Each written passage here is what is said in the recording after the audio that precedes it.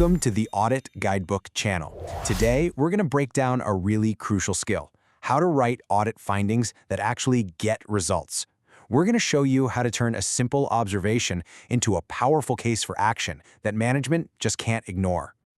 So whether you're a student just getting started, a new auditor learning the ropes, or even a seasoned pro who wants to sharpen your skills, well, this explainer is definitely for you.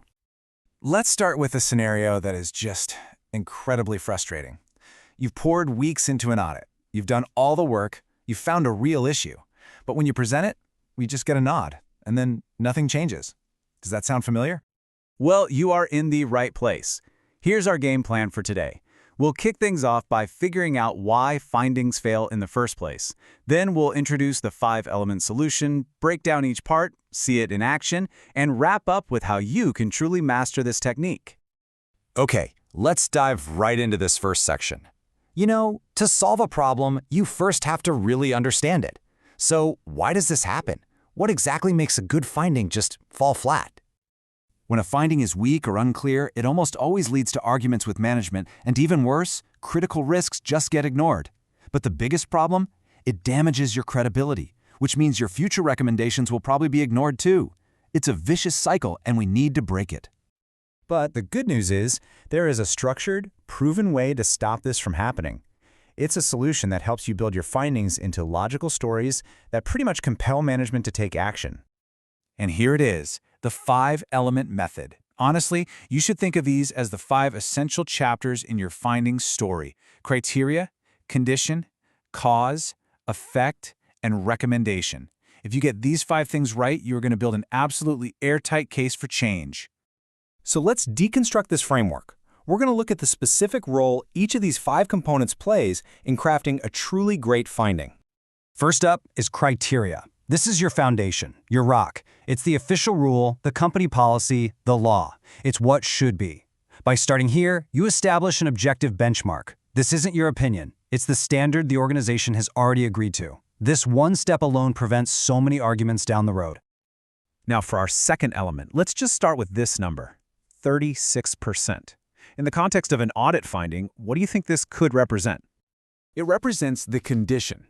This is the what is the factual reality that you actually observed. It's the gap between the criteria we just talked about and what's really happening. And notice how specific it is. 9 out of 25 transactions, which is 36%. This isn't some vague feeling. It's a fact backed by your evidence. The third element, cause, answers the most important question of all. Why? Why did this happen?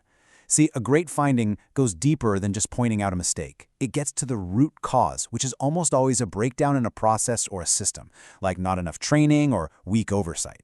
This is absolutely key for creating a solution that lasts. Fourth, we've got the effect.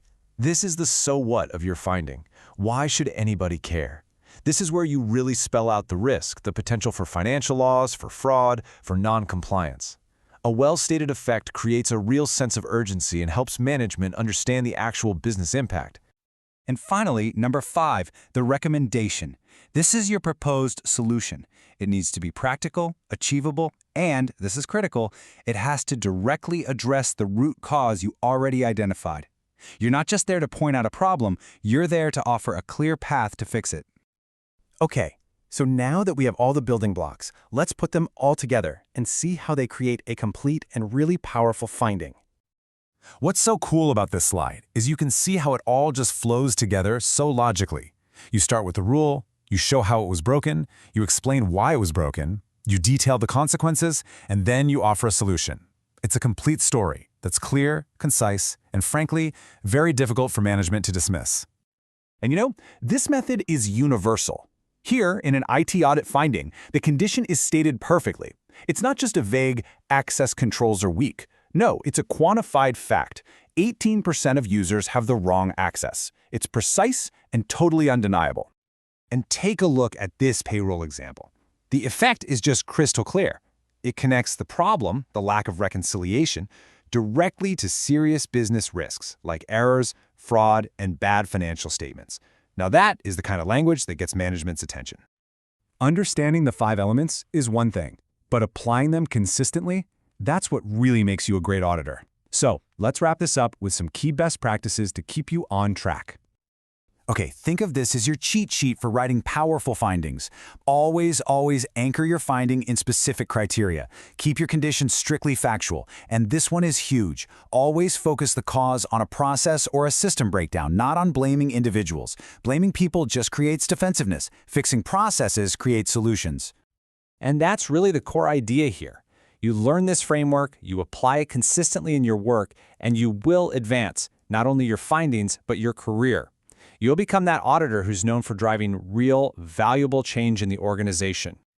We really hope this guide helps you write more impactful audit findings. If you found it helpful, please give it a like and subscribe to the Audit Guidebook channel for more practical tips. Keep building your skills by checking out our other videos. And hey, let us know in the comments what you want us to explain next. Thanks so much for watching.